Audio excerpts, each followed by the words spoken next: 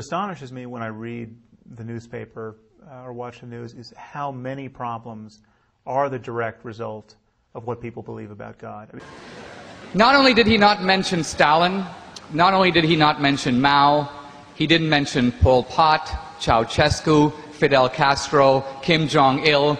Now, Richard Dawkins in The God Delusion says, well, there's a big difference.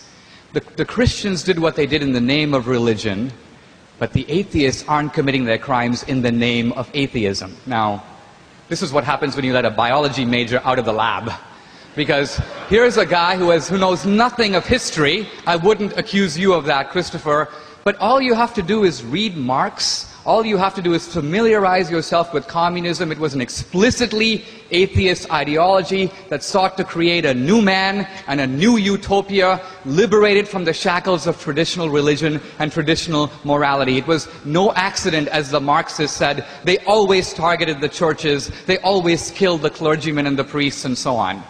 Now, the case about Hitler is very interesting. You should read Richard Evans' multi-volume History of the Third Reich. In the beginning, Hitler thought, I can make some friends among the Lutherans and the Catholics, and so he invented something called positive Christianity, which was basically Nazi Christianity. He praised Christ basically because he said that Christ was the only one alert to the dangers posed by the Jews.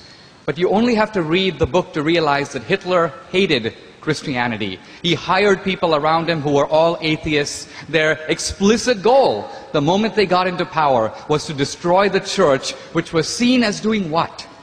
Putting a little bit of a moral bridle on the horrible plans of Nazism. So ultimately, it's not the Christians. Christians ultimately are accountable in some ultimate sense. Atheists are not. And that's why the atheist regimes killed more people in a week than the Inquisition could kill in 3 centuries. And why? Because of the maxim stated by Dostoevsky and the brothers Karamazov, if God is not, everything is permitted.